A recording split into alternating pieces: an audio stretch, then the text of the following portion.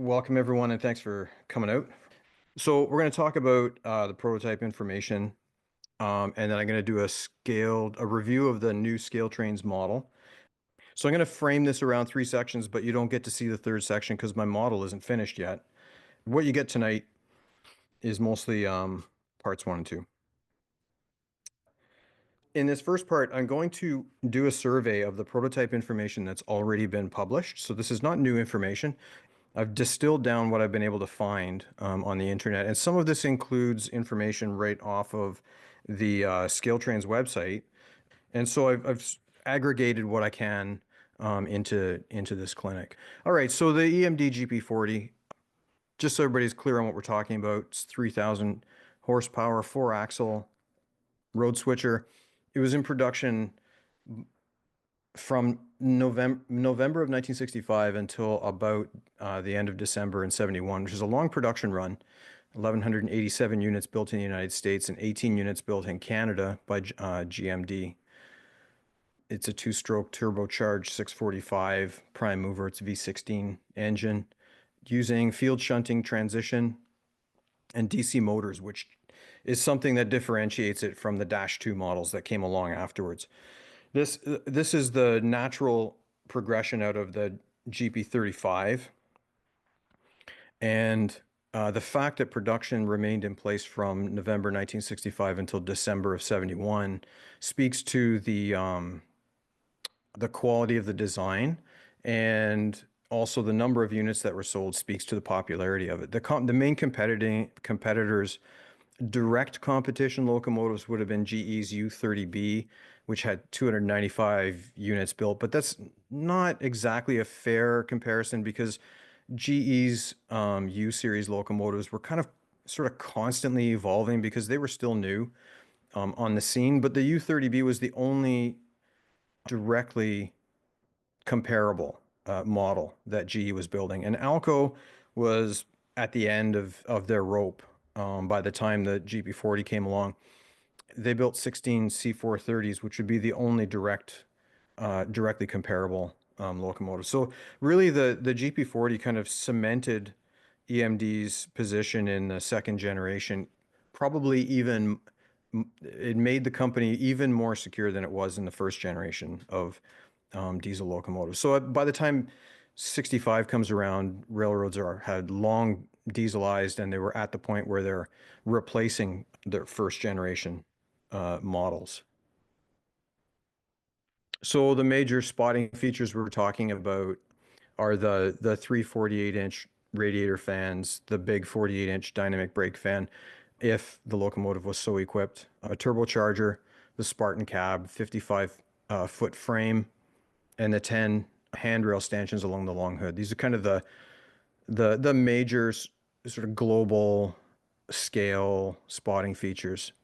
I'm going to go through the three major phases that have been established by the modeling and railfan community and just describe some of the changes. And the changes aren't huge. The locomotive stays pretty much in the same general appearance, but it's difficult to model this locomotive if you're starting with a kind of generic shell. And so ScaleTrains has done us a great service by incorporating all of the phase changes. So in phase one, we've got sort of four sub-phases that you can see on the screen there.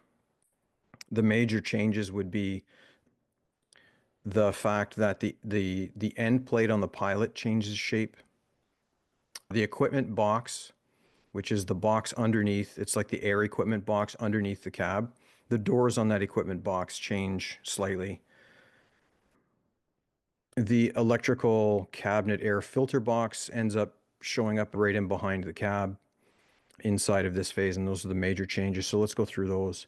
So here's the photos off the ScaleTrains website that are really great at illustrating the changes. And so the first important thing to note is that the GP40 starts off with a kind of diagonal mesh on the radiator grills and behind the vertical and horizontal sort of coarse wires that are on the grills there in the top left picture.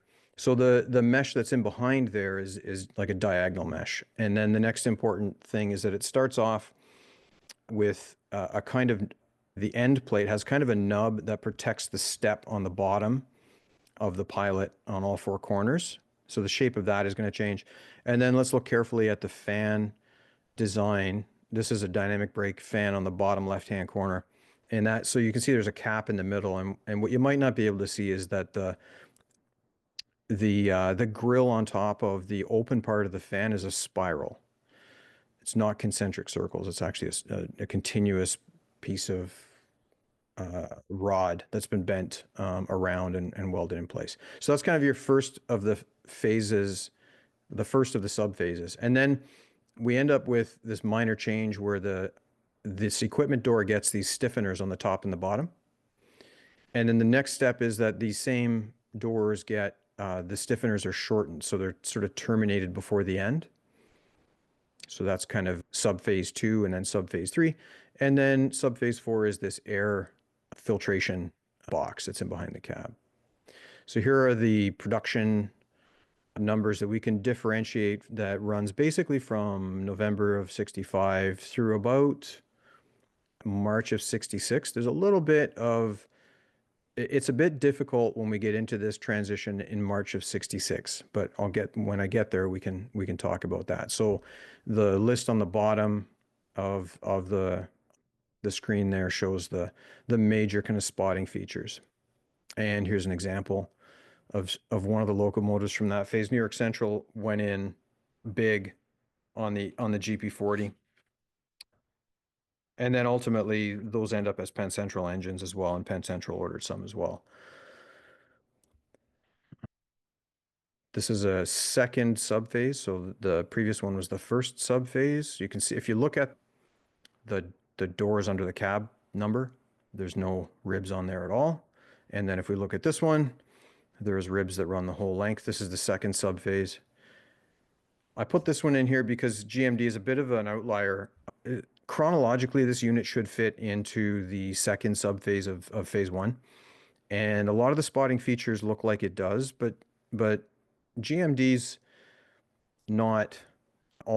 was not always up to speed with the exact changes that were happening at LaGrange. So there could have been a delay of a month or two for some parts to make their way over there. And that happened often with different GMD products. But I thought I would put this in here anyway, because I'm not sure, but I think this is about where this first order of CN units goes.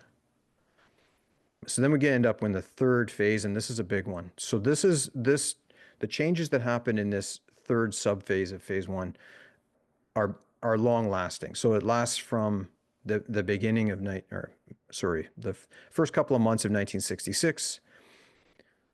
And you can see a lot of roads going in, like N&W with 30 units, IC with 20. Oh, sorry, N&W had 60 units in that year.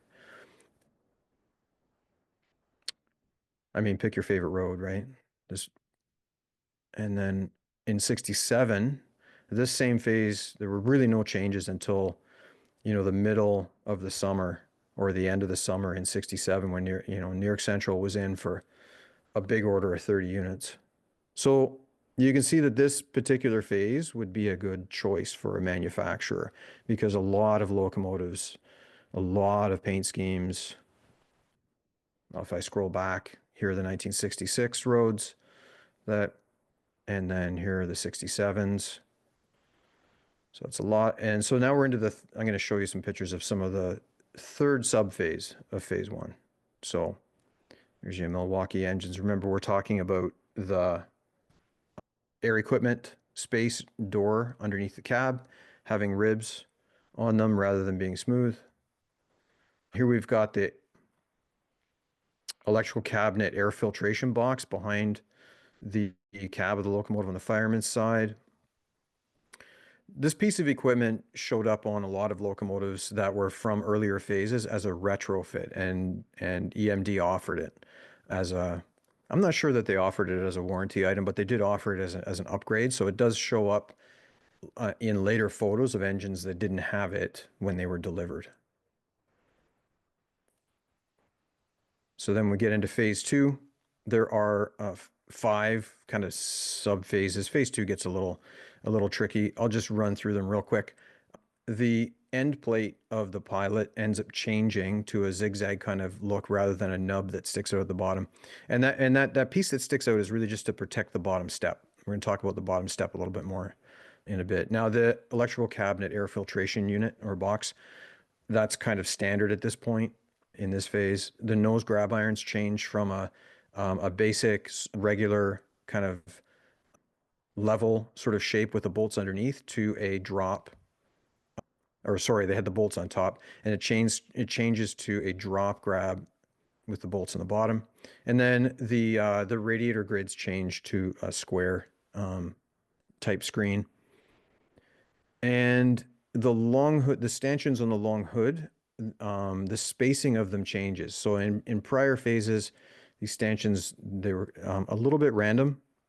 From this phase onwards, they're going to be evenly spaced at 4 feet. And then the bottoms of the stanchions are all level, which is, I would imagine, entirely aesthetic, because I can't think of what, like functional purpose it would serve. And on the fireman's side, the reason for that is the traction motor cooling duct, or the air duct, it runs all the way along the walkway on the fireman's side. So that's why the handrail has that kind of jog in it, about 3/4 of the way towards the back. Okay. So again, from the ScaleTrains website, they did a really good job of kind of illustrating. On the left, we've got the zigzag shape rather than the nub shape that protects that bottom step. There's a couple of different configurations of that. And then we have the dynamic brake blister, or whatever you want to call that thing. It changes shape slightly because they figure out that they need a little bit more room underneath for the wires that are running up to the big resistors that are in behind there. And they need a bit more space because the wires would overheat on earlier units, and there was some danger of them overheating and then melting the insulation off. And then in the upper right, you can see that the two different styles of grabs on the nose. It's easier to see it than it is to explain it. And then the duct that runs down, the traction motor duct from the side, it ends up getting a couple of stiffener ribs on it during this phase as well. That's what's in the bottom right photo. So this first subphase is only 12 units that went to Katie, and so the only change here is this zigzag down the bottom of the pilot that protects the bottom step.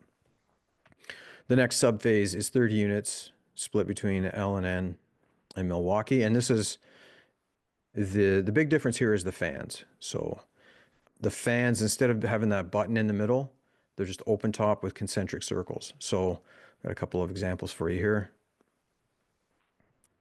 Actually, only one. I have one example for you.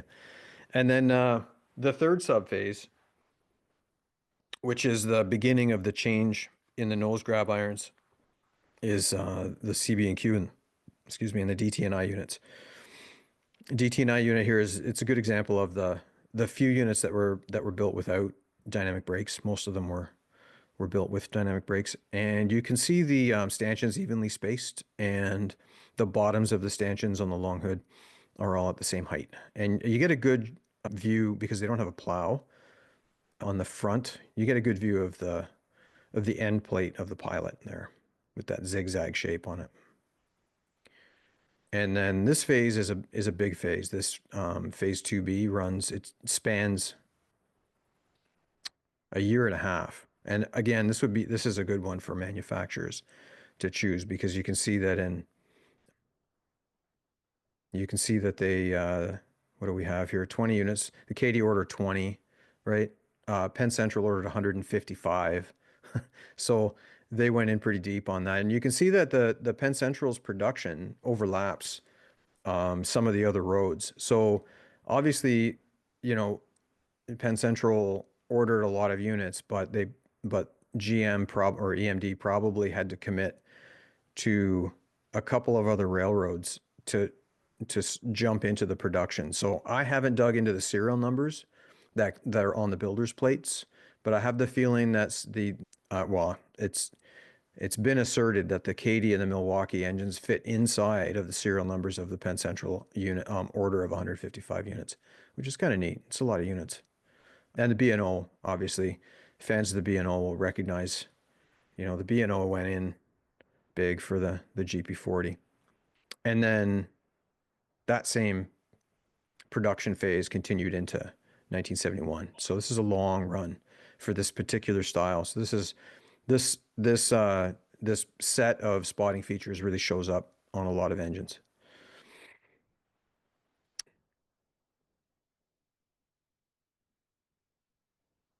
Got the zigzag pilot there. The the nose grabs, you can see that those are drop grabs now, right? The even spacing on the grab irons, or sorry, the stanchions.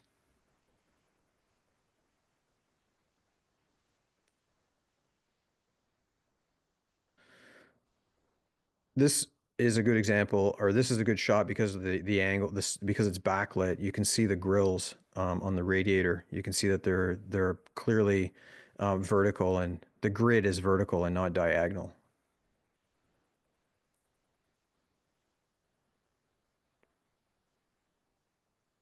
Again, you so this is a good opportunity to check out that the pilot shape and the even spacing on the handrail stanchions. Likewise, and a deadline.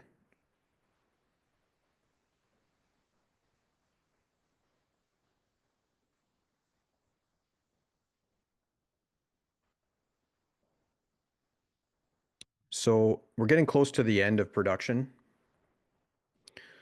The Dash 2 series is going to come along within a year of these last Denver and Rio Grande engines. So the last of the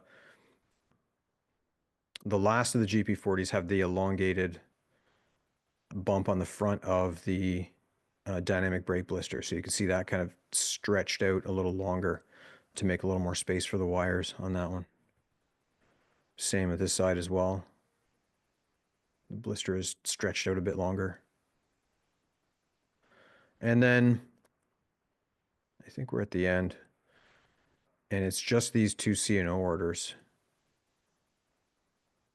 I don't even know if I have a photo of those. Yeah, I do. And at this point, I believe it's at this point that that EMD switches over to the Dash 2 production, which is a change in the electronics. It doesn't have the transition is the biggest change is that the transition is completely changed around. So the locomotive doesn't do transition the same way that the original units did. So let's get into the review of the model. I was really pleased with it when it showed up. Unboxing, obviously, everybody's shipping, all the manufacturers are shipping their models in really nice clamshell with lots of foam around them.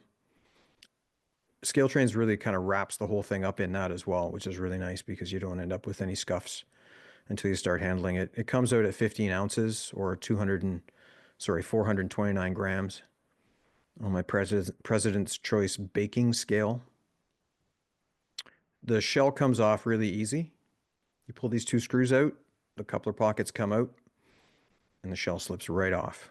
You don't even really need to work too hard at getting it off. The chassis is laid out nice. I was a little surprised to see what looks like Scotch tape, but I don't know if it is or not. Well, I don't know if that matters. I just thought that was a kind of low-tech thing to have.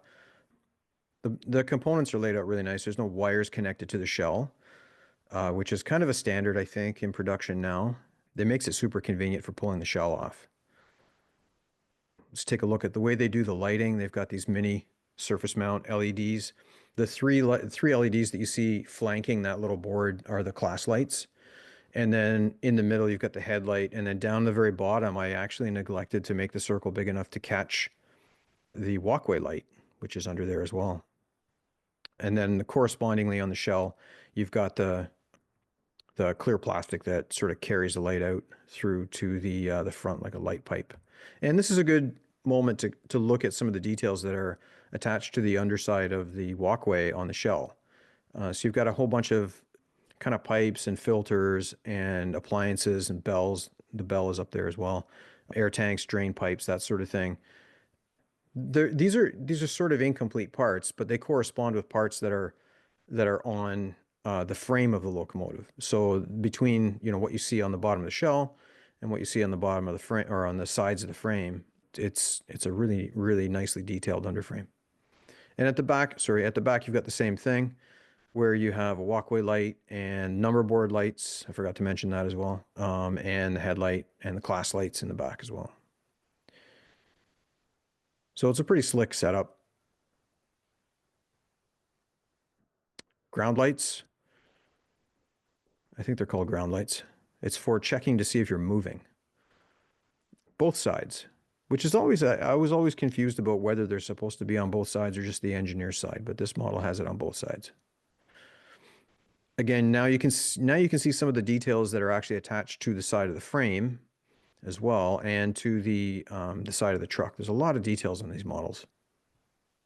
And then this is the speaker, is kind of buried inside of this cavity in this weight, and it's underneath that plastic plate that also serves as a conduit for the wires. And then there's the current keepers are in that little spot over there. So the locomotive stays active for several seconds when you remove it from power, which is really handy if your track electrical continuity isn't great. So let's take a close look then at the details on the model, which is really the high point. This shot's, if you look into the cab, you can see that they've done the back wall as well, which is really nice. But it doesn't stop there. There's a lot more. Nice details like the Herald plate on the side of the cab for the Milwaukee engine. You can see that they've done prototype specific horns and bells. The horrible electronic bell on the Milwaukee engine. And the Penn Central engine has a bell mounted under the frame, and then different antennas for each one. Robust parts that, you know, might be a tiny bit oversized, like the firecracker antenna. The base is probably not that big around. I'm not going to nitpick that because I think if you made it any smaller, it'd snap right off. Yeah, builder's plates are different on these two models. The Milwaukee engine is from an earlier phase, so it has the different style builder's plate. We'll get a closer look at that in a minute. The Penn Central unit has a cab signal box, which is really nicely rendered. I like the diamond safety grate or safety whatever surface on the walkways. I think that's really convincing. I think I'm looking forward to working that up in some weathering. Looking through the cab window, you can see the control stand, which does not light up on this model. I think some other models do, but this one doesn't. Oh, this is a cool detail. These are the drain holes. What are they? They're drain holes for The cleanup. yeah, for some, like there's an electrical cabinet in behind there.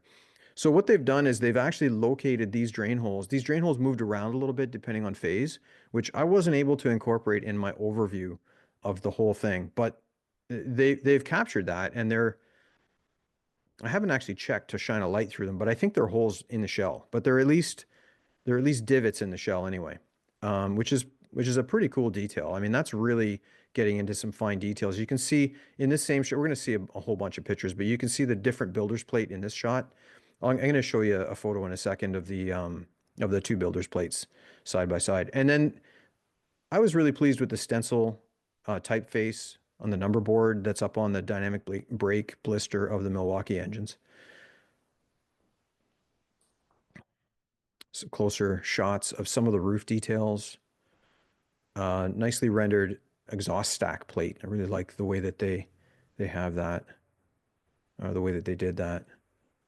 Here's the two shots of the builder's plates. In this shot, you can see two different phases. The Milwaukee unit is earlier phase because the ribs are terminated on the Penn Central one on the bottom, and they're terminated on the Milwaukee unit on the top, and the ribs run right to the end of the door on the bottom. The knuckle buster latches are done really well. I like how there's an opening, and you can see the latch part on the inside as well. I kind of think that's neat. You have the different end plate shapes here. So the one on the Milwaukee unit on the left has the nub shaped one, and the Penn Central one on the right has got the zigzag. There's also the other thing that they incorporated, which is not phase specific, is that railroads could order the step height for the bottom step at two different heights. I think they were 18 and 24 inches off the railhead. And the two models that I have, they're at two different heights, and I'll show you a photo of that from the side.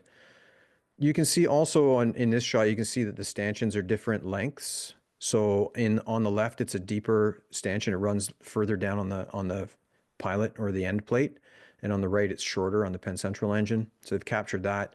The Penn Central engine has a grab bar right across the front for riding on the footboard. And the Milwaukee engine on the left didn't have that. The Milwaukee engine had color-coded MU cables. The Penn Central unit doesn't have that. And even the pilot, like the pocket space there for the end of the cables is shaped different for each prototype. A lot of detail, a lot of thought has gone into making sure that they get, because that's the thing about the GP40 is that there were a lot of changes along the way, that they were just small changes. The Milwaukee unit did not have drop steps or chains, or chain opening. I guess on the Milwaukee, you don't walk between engines when it's rolling, I guess. The Penn Central ordered theirs with a drop step and a gap in between. So appropriately, the models represent that. I really like the way that, and I'm not even sure like how they're able to do this, but I really like the way that the number boards look. Like the lettering's not white, and when you look at a real number board, they're never actually white. They're kind of a gray color. And also it does look like a plate, a frosted kind of plate in behind the glazing, which I can never capture that effect by putting a decal or a decal on top of a clear lens. It just never looks like that. I don't exactly know why it looks so different, and I'm eventually I'll figure out what they did, but I really like the effect that they were able to pull off with that. On these two models, you'll see that they captured the two different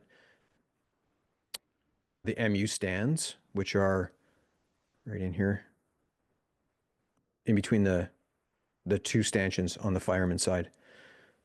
So the Penn Central engine has a taller one than the Milwaukee engine, and they've captured that detail. Also different grab irons on the nose because they're different phases. And I took a shot through the steps from underneath to show the fact that they're etched. Really nice work. I love the Penn Central engine, especially. You can see the rolled kind of U channel shape that the stanchions have. It's really nicely rendered. And then this is actually better than any prototype photos I could find of the two different fan types. So we've got the Milwaukee has the older style with the pan in the middle kind of thing, and the Penn Central unit has got there's no pan in the middle. It's just completely open.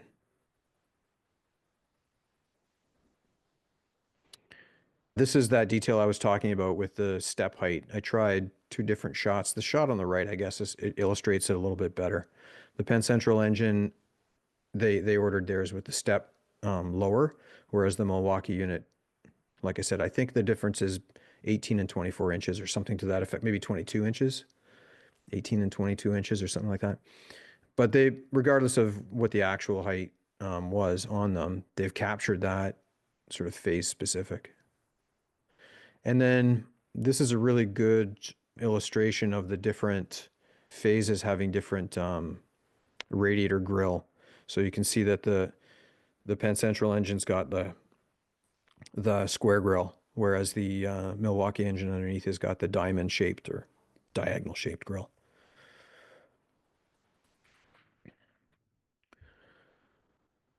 I especially love all the details around under the frame and on the trucks and around the fuel tank.